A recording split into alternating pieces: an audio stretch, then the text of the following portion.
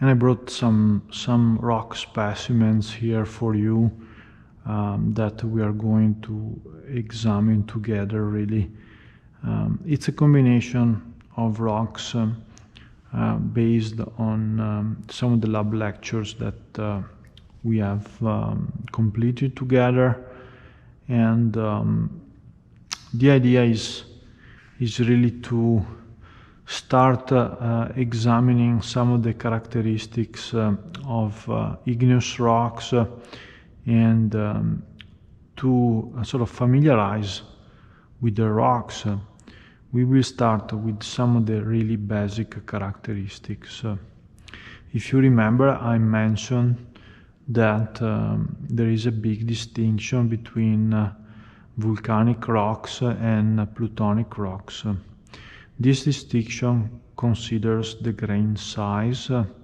So the first exercise that we will do together is to take these rocks and split them apart. So essentially we need to differentiate between volcanic and plutonic rocks. We can make some initial examples to do this. So we will take a rock like this and make a simple examination. So if I look at the rock carefully, I can distinguish easily a number of things, but certainly the first thing that comes to my mind is that I have white domains and black domains, and some of the black domains clearly show minerals that have a proper habit, and then we have less regular or subhedral domains or anhedral domains, which are the white parts of this specimen.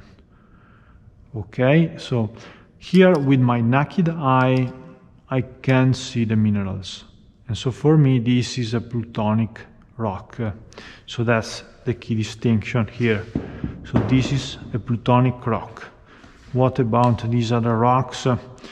I can definitely distinguish minerals in this rock. They have a characteristic luster, which is vitreous, and they have a proper habit. Definitely I see elongated crystals in this rock, as well as anhedral. So this is certainly a phaneritic rock, and it's also an holocrystalline rock. And because of that, I would call this a plutonic rock as well. What about this one?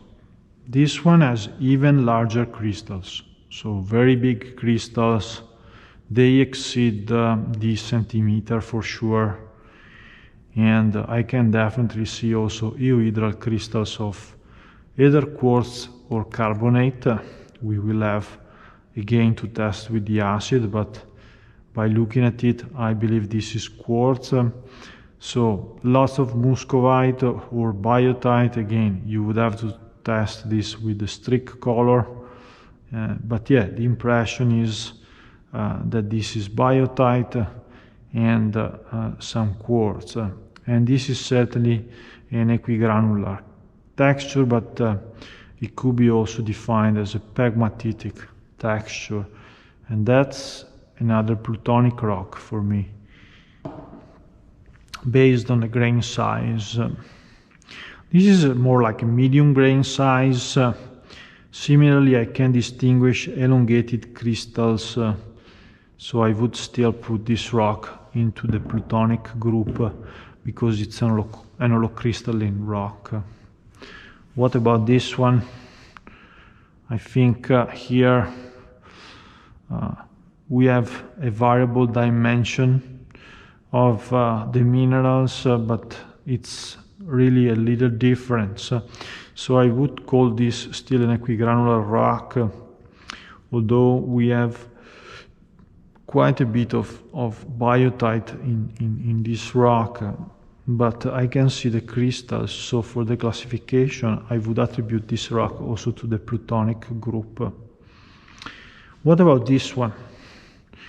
In here, see, it's very glassy, conchoidal fracturing, so curved, and no evidence of crystals whatsoever. So it's looking like a piece of glass to me. So in this case, this is most likely a volcanic rock for me. So I would put it here. What about this? I can see some crystals here, but the matrix is very similar to the previous specimen, and the same is true for this one. So all of these will go in the volcanic group. Let's take this one here. This rock is reddish, very earthy in color, and yeah, the matrix of the rock is very fine-grained. So for me, based on the grain size, I cannot really distinguish with the Nakidite and Mineralogy. So I would put this rock in here with the other volcanic rocks. The same would apply for these, although I can recognize little phenocrysts in this rock assemblage. I can still definitely state that the majority of the matrix is very fine-grained. And so that's an igneous rock, but it's most likely a volcanic rock. And this is the same rock, really. What about this? Oh, this is very light. It's very spongy, lots of cavities, lots of vesicles, and very fine-grained. So volcanic rock. And same for these, they are the same, really. These are, different in color, but still same type of vesicles, a little bit heavier. And I would say these ones definitely are volcanic and effusive material, and so they go in this group together with the lighter colored specimens.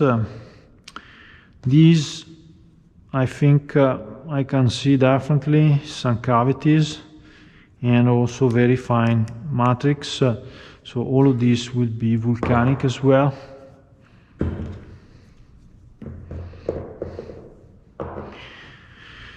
This one has chunks and fragments that are very angular. I can definitely see chunks in here, very angular. And so I would still classify, I can see minerals in here though, but the fact that I can find chunks of the rock assemblage that are microcrystalline is telling me that this is more like a cement that is gluing together these different pieces, and therefore it's something that came after, and it's not really something that is related with the igneous process sensu stricto. So because of that, because of this fact that there are inclusions of fragments that come from a primary rock that is likely a basalt, I would still put this in the volcanic case. And this is, you see, a better example here of what is commonly called the jigsaw breccia, because all the pieces are fitting together. And yes, we have still some veins with cement coming through and different variable mineralogy. So you can see some purple in here and some metallic or submetallic luster, really shiny in there. So you might be able to recognize some of the minerals in there, but we'll do this later. Rather, we look at really the old rock and try to decide if it's a volcanic rock or an igneous, intrusive or plutonic assemblage. And this, for me, it's still a volcanic rock because the primary rock is really represented by a very, very fine grain matrix. And so we'll put it in this group. This rock here, I mean, I can see still fragments, definitely, and they are quite irregular.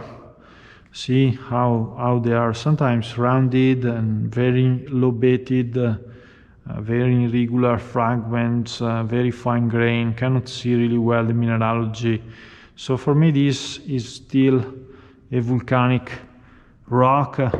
I don't see the same granularity that I would see in a rock like this. So there is a big difference in terms of the appearance of the rock. So you might confuse the two rocks, but if you look carefully, definitely you can recognize, especially in this section. Maybe if we wet the sample, we'll be able to see it better. So usually when you wet a rock, the structure comes more evident.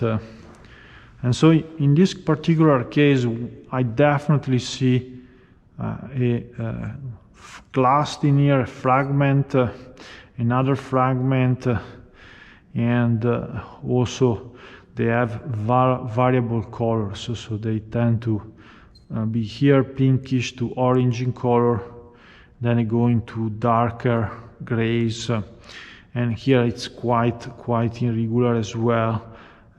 So the feeling is that there are lots of different fragments really in this rock assemblage, which again tells me that this is not really an intrusive rock.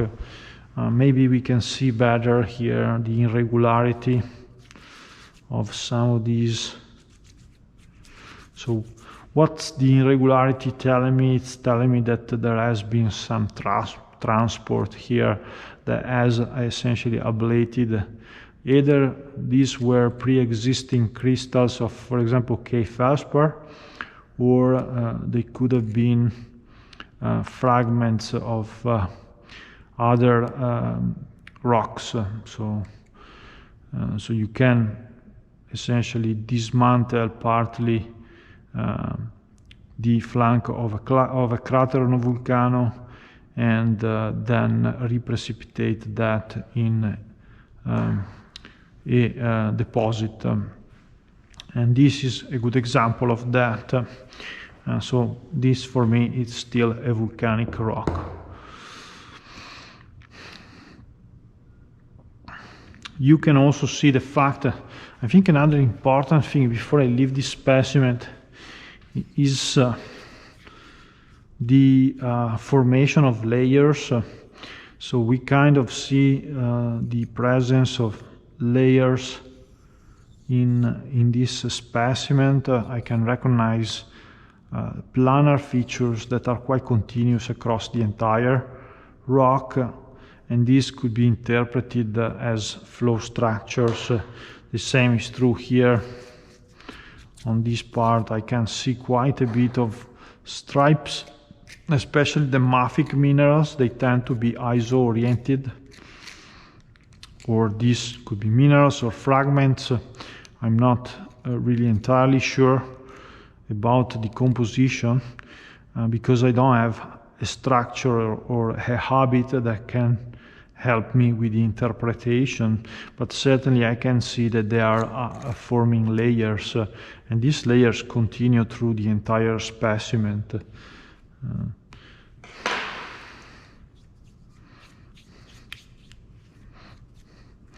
There is also quite an heterogeneity in terms of size.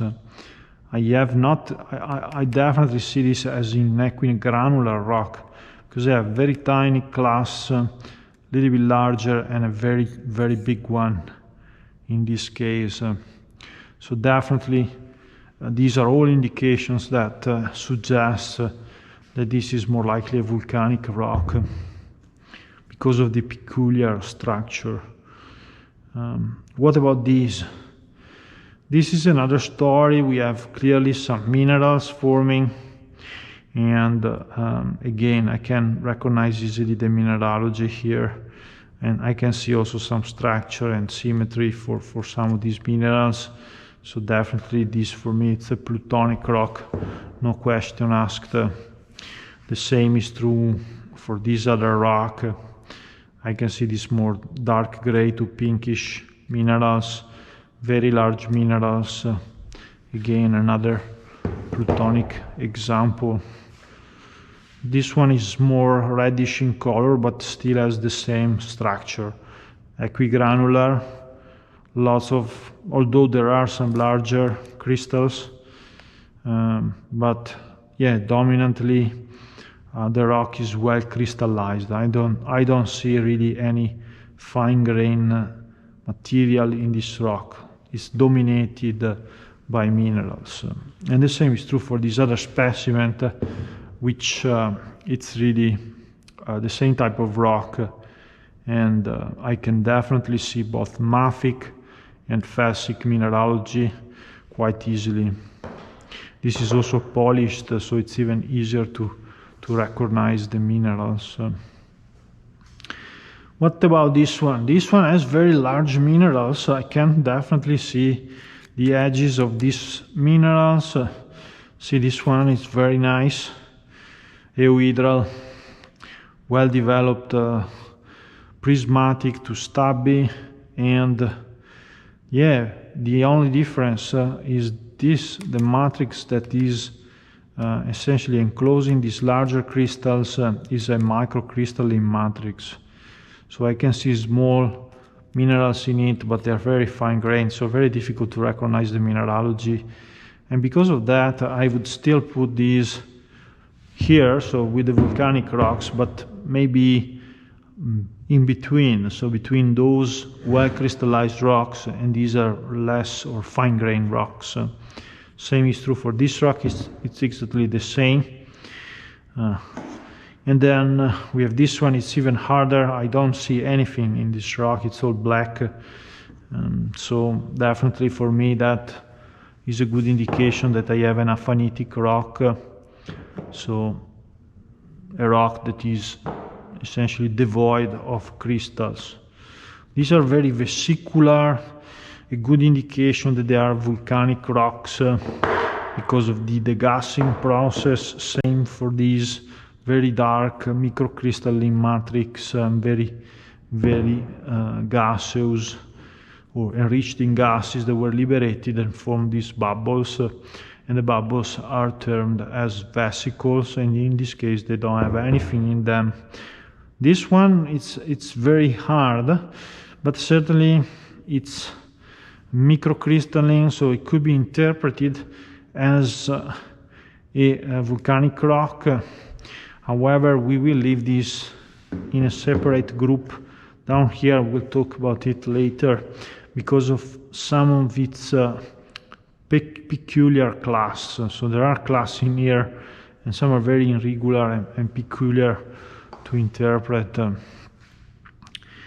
This one, I think this one is pretty clear, very vesicular rock, although I can see some degree of disorientation in the vesicles, which could be interpreted as flow structure. But the matrix, very fine grain, so again, a volcanic rock. This one here is beautiful texture. I can see the minerals really well, but at the same time, I can see it's very fine grained in the matrix. So for me, this one is sort of halfway between these volcanic rocks, very fine grain, with very difficult mineralogy. Here I can see some minerals, but the matrix is also very fine grained, so halfway between the plutonic and the volcanic. So this category, would be the hypabyssal rocks, so rocks that form from a magma that solidifies in the first 2 Ks of crust, but they are not subaerial, so they're not lavas. Okay. This one is beautiful, has really nice pieces of obsidian in it, and so it's a good indication because of the matrix, the type of inclusions that we are dealing with the volcanic rock again. This one has also similarly a very dark appearance, and also I can definitely see well-developed minerals in this rock, but again, this rock has a matrix that is very fine-grained, so I could place it really in this scenario. The same is true for this one here. I have some nice minerals growing into it, but yeah, it's not something that forms at surface. I would say we would need a certain depth between surface and roughly 2 kilometers to form this rock assemblage. So for me, this one is still potentially hypabyssal to subaerial flow that though has cooled relatively slowly. It's a bit of an exception. I think this specimen, we'll talk about it. What about this? For me, I can see vesicles. Clearly, I have these large chunks of rock included, so they look like inclusions with a distinct mineralogy, so I can recognize the mineralogy. So this rock for me it's a bit of a mixture. There is a component that has a microcrystalline matrix and I cannot really recognize anything in it, but at the same time I can recognize a piece of glass here and I can see vesicles. So this for me it's looking like a volcanic rock, but at the same time it does have some plutonic rocks included. So there are inclusions that are plutonic rocks, but the overall rock is more of a magma that was effusive because of the degassing that is involved. So I would place it with the volcanic rocks, although it's kind of an exception. And in fact, this is one of those pieces and goes with the igneous, intrusive or plutonic assemblages because of the fact that is, well crystallized.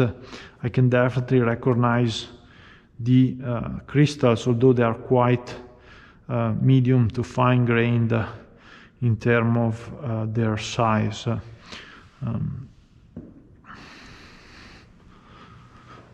This rock is also well mineralized. I can definitely see a lot of minerals and they are quite reflective, but yeah, it's a rock that I would place in this group, and I can also see some alignment in this particular rock that would tell me that this potentially could be also a metamorphosed rock, although there are sort of transitional phases that could be classified also as intrusive rocks with a similar composition.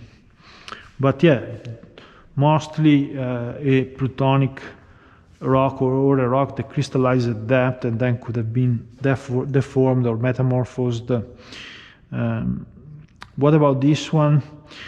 This one has very large crystals. I can definitely see crystals in here, and they're both felsic minerals, so very large crystals here.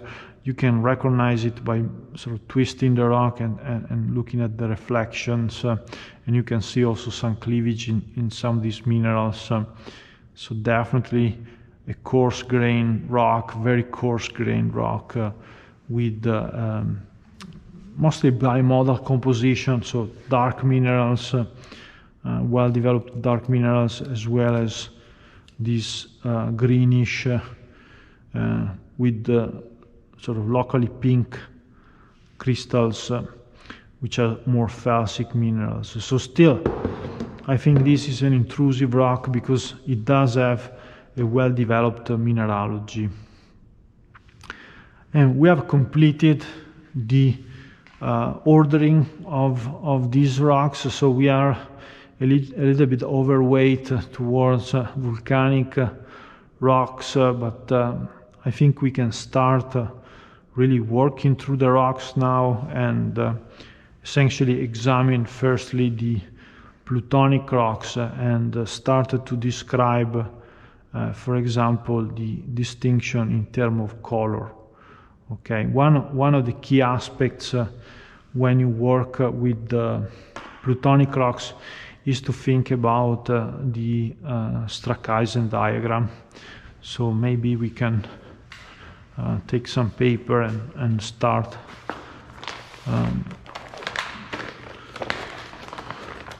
schematically. We need to sort of revise. Ideally, we want to revise the Strachyzen diagram. So remember, it's a ternary diagram. So we have basically a field like this. We will have the alkali feldspar on this side, and on the top part here we have a Q, and here we have the plagioclase, and down here we have another triangle where we have the F, which stands for the voids.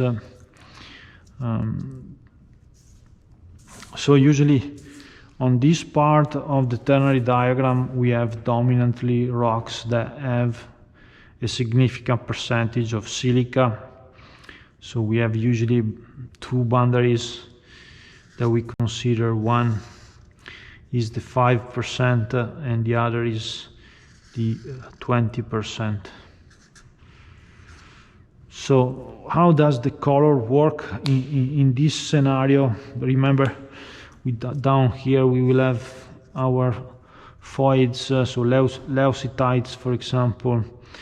But yeah, let's focus on the plutonic assemblages and think about a way in which we can map color into the Strachyzen diagram.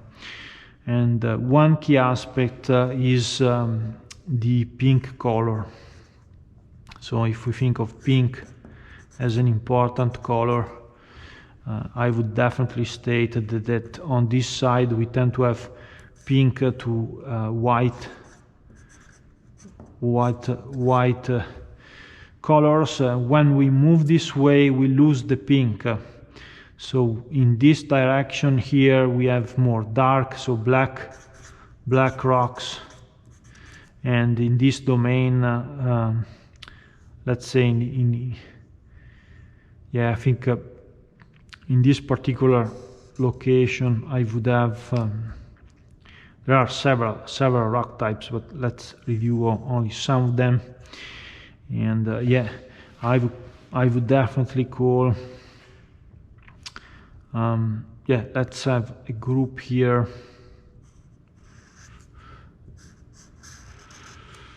And that should be fine. I think this is a simplified diagram. You have to refer back to the original one, but it's, you know, to get a perspective of the relationship of color with composition, or mineralogy more correctly.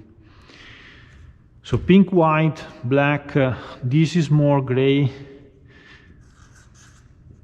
So we have gray color for the quartz, and to white again. But yeah, it's important to realize this transition. So when we move in this direction, we essentially lose the pink, and we move into more white to black assemblages. And also when we move in this direction it gets darker in color. So let's make some examples to clarify these concepts. For example, we could start with the pink rocks. So we have a few pink assemblages here. So we could start to order the plutonic rocks based on the amount of pink that we have in the rock, or pink to reddish in this particular case. And then we have these other rocks here.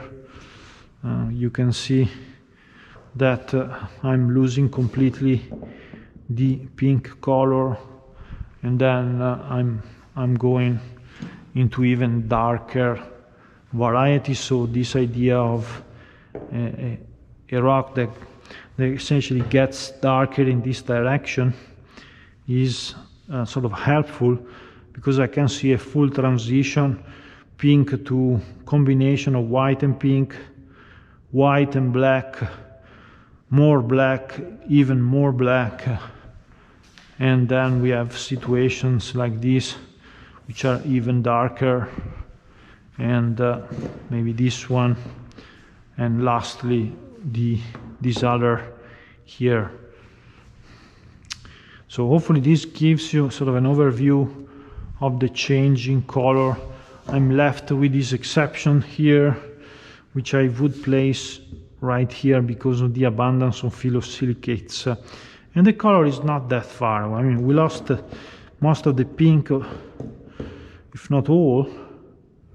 I don't see any feldspar in here, but that's kind of an exceptional rock, which usually forms at the top of an intrusion. And so in this exercise, I think I gave you sort of the feeling of how the pink is lost, and also how we get darker. So what does that mean in terms of mineralogy? We have here alkali feldspar dominating these igneous rocks, so the A, and when we move this way, we tend to have essentially an increase in plagioclase. So we have a combination here, for example, of plagioclase as well as K feldspar, and so that's sort of well evidenced by the fact that you have minerals that are euhedral and have a pinkish color, and the other minerals that are more milky white, they have similar luster, similar habit, and so that's a good indication that you have both plagioclase and K feldspar in this granitic rock. Okay, I have to keep the names to the last bit of this conversation that we are having, but you have now sort of the feeling of one mineral that is changing. So the feldspars are a critical aspect in the Strackhaysen diagram to classify igneous rocks. Other things that are important, I think, are the abundance of these guys. So the phyllosilicates, we are sort of losing the phyllosilicates, so the mafic minerals are changing in a way. So if you think that this is biotite, although we have combinations commonly in granitic rocks of muscovite and biotite, if we consider the biotite, we tend to have a decrease towards the more plagioclase-rich compositions. This is one of the limitations of the Strackhaysen diagram. It doesn't really classify the rock based on the mafic content. But from the visual point of view, when you are working with the rocks and you try to differentiate them, the amount of mafics is certainly something that you can see very easy. And in fact, between these rocks here and this, you would definitely see a difference, that is the proportion of mafic minerals. And this is quite critical to distinguish groups of rocks. We will talk about the names later, but yeah, the transition, mineralogically speaking, will be from rocks that contain amphibole and phyllosilicates to rocks that are dominated by pyroxene and phyllosilicates, as well as in some cases amphibole. So the pyroxene is really increasing towards this direction, and if you refer to the diagrams that I presented in the third lab lecture, you will find that change in model proportion. So the model proportions are critical, and they will reach for these varieties here a good 50-50. So there will be 50 plagioclase and 50 pyroxene roughly. Although there are exceptions, ultramafic rocks, and these will have either very high content in pyroxene, although this is a metamorphic rock because it shines too much, but if you take the equivalent in igneous form before it's metamorphosed, it would be, you know, either an ornblendite, or it could be also a pyroxenite. So these type of rocks, depending on the type of mafic mineral you have. And that one, this is one end member. Another end member is a case in which you lose the plagioclase and you lose also the pyroxene, so you enter in a field that is dominated by olivine. And so in this particular case, this rock has more than 90% olivine, and so you term it a peridotite, or more correctly, a dunite. And this sort of completes this overview of the plutonic rocks. We can call them now, so assign names, okay? And my recommendation is that you look carefully at another factor, which is the abundance of quartz. So for the classification, this Q is the abundance of quartz, and so mostly we will look at rocks that sit in this part of the Stracasian, and so we will look at rocks that have less than 5% quartz versus rocks that have more than 5% quartz. So if they are between 5 and 20, the most common rock that you will find, it's a granite or an alkali granite. And so examples of that could be really these. So when you have a lot of pink, really that dominates the rock, which means that you have more than 90% of K-feldspar composition in the rock with respect to plagioclase. Well, in that sense, then you are in a situation, and this is an important concept, you have to be careful with these percentages. Some percentages in the Stracasian diagram will be referring to the percentage of alkali feldspar versus plagioclase. And so there are a series of lines in here that tells you that you are changing the percentage of plagioclase with respect to alkali feldspar, but also there are other percentages which are this horizontal line, and those are total percentages for the ternary group. So all alkali, plagioclase, and also quartz is considered in these percentages. So those are total. And yeah, that's just a clarification. So when I talk about a rock that contains, a granite that contains 90% alkali feldspar, I'm referring to this transition between alkali feldspar and plagioclase, so it's a binary percentage if you want. And yeah, these are good examples of that. This has a little bit less in terms of proportion. We're going up with the quartz, I think. But yeah, in essence, it looks like there is little plagioclase, mostly K-feldspar, so we could still be talking about an alkali granite in this case. But yeah, it's a granite that has a little bit more quartz, and in fact, in cases like this, when you have sort of little evidence of quartz, you could argue that this is not a granite, but it's rather a cyanide, so a rock that usually has little quartz but has the same composition of granite in terms of the abundance of K-feldspar and other things such as the biotites. So remember, can you see quartz in a rock? So how do you recognize quartz? Again, you look for crystals that are gray, translucent, and also they have a glassy luster, and they're really hard. So that's a key distinction really for this and lack of cleavage. So if I don't see any cleavage, well, that's most likely quartz. So there is here a bit of quartz. I can see some crystals of quartz, but probably if I wet the rock, you'll be able to see them as well.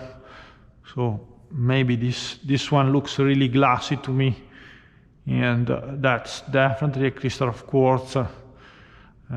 I can see one tiny in there, which has the classical euhedral shape, and also this one probably is also quartz.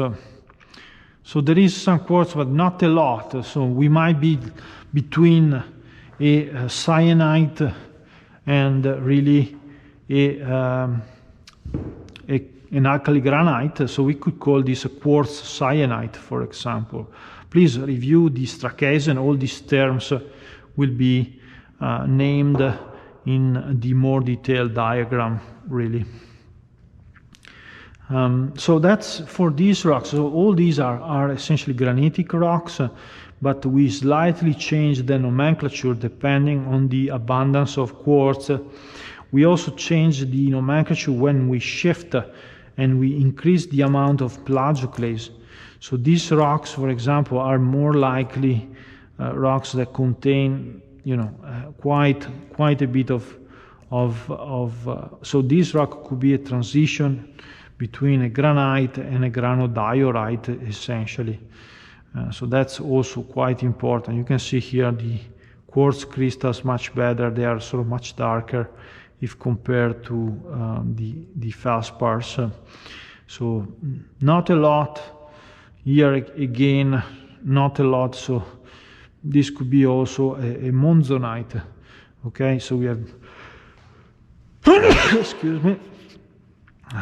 So we have monzonites that also might show a similar composition. There is also here quite a bit of mafic minerals that do not really look like biotite. So that's a good indication that this is a more intermediate rock in terms of composition.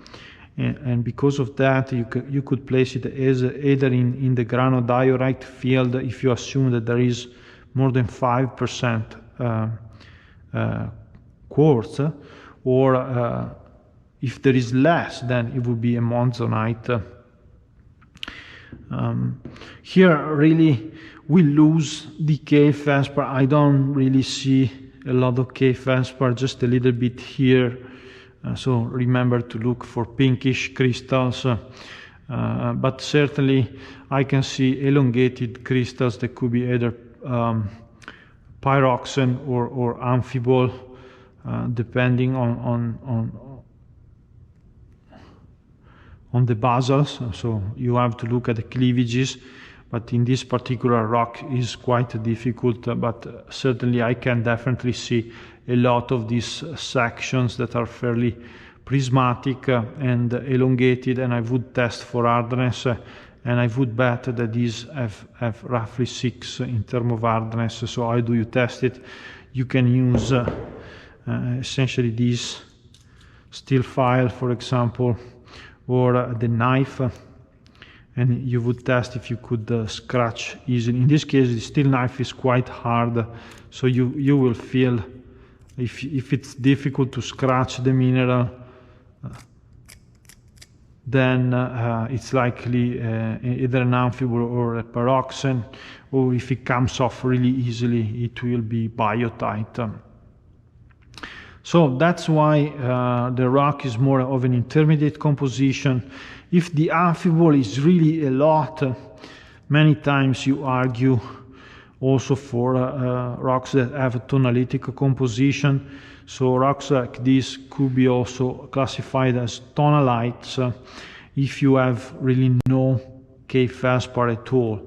Okay, so lack of K-feldspar, and usually tonalites will be in this field here. So they have, between 5 and 20% quartz. This rock seems that it does have quite a bit of quartz in it, and so I could call it either a granodiorite or a tonalite if I see a lot of mafics and absence of biotite. So in this case I can see some biotite. So perhaps this is more of a granodiorite, really. Remember that it's difficult to classify the rock when you are really in these fields and you are very close to a transition. So I would accept a classification that is either a tonalite or a granodiorite for a rock like this, just based on the macroscopic appearance of the specimen. The same is true for this one, although if you can recognize that the rock has mafics that are dominated by biotite, then I would argue that it's more likely to be a granodiorite, especially if there is a little bit of muscovite as well. So in this case, I don't see it. I see mostly plugs, dark plugs of what could be biotite. Yeah, I think this is mostly biotite. They are very, very fine. If you look, the thickness of this lamina is very, very thin, and so it's mostly biotite. And yes, I don't see any more those prisms. Everything looks like the structure of the rock is represented by coarse crystals of quartz, as well as plagioclase. And I can see some grains. So for example, this one here is likely a plagioclase, and all surrounding these grains interstitially, we have these small flakes of biotite.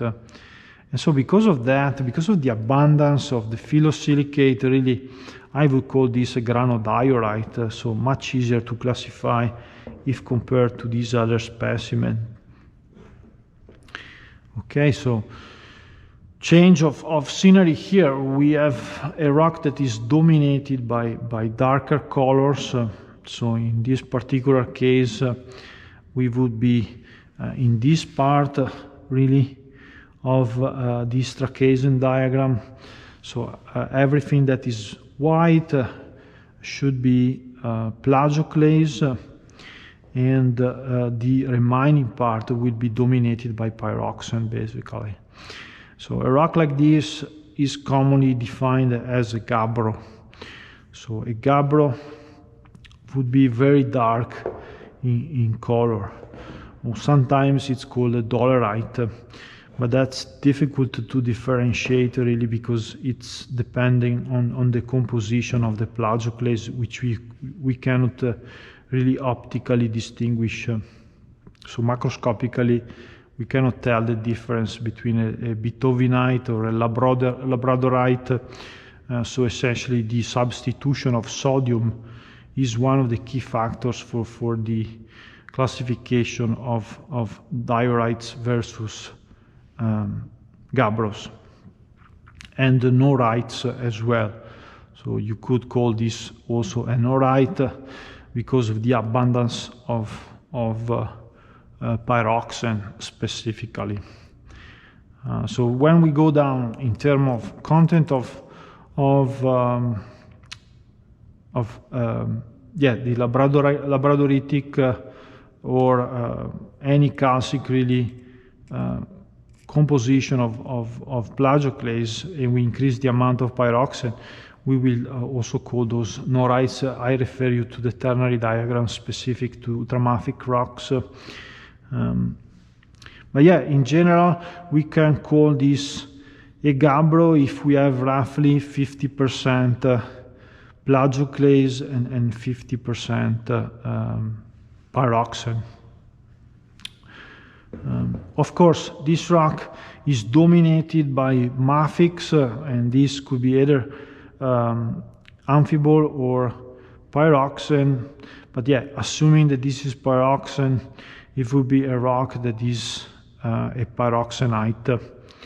And here we have the dunite. We mentioned that this is another gabbro, but in this case we have that the abundance of plagioclase it's quite significant,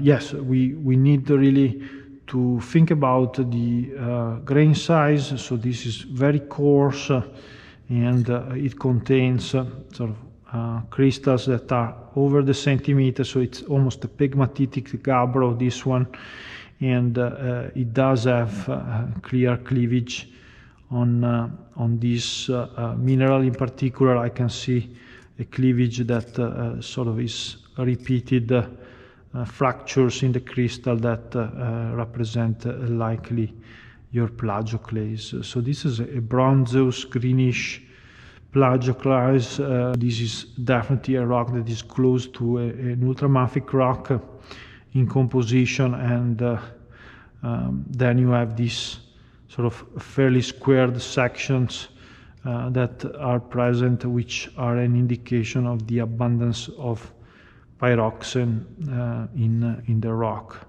So definitely a gabbro, but a very coarse pegmatitic gabbro in this particular example. So hopefully I have addressed all the names that are characteristics of these specimens with some extensions.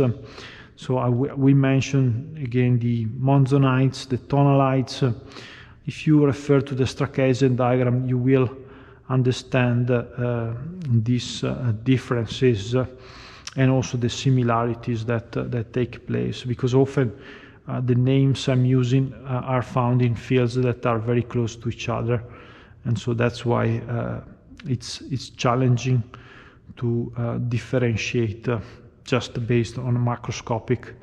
Of course, if you go and do a model mineralogy analysis, so you calculate the percentage of the minerals in terms of volumes, which usually is done with counts on sections, then you would be better placed for classifying the rocks more accurately, because you could put a definite location on this diagram, and so you could call the rock with more certainty.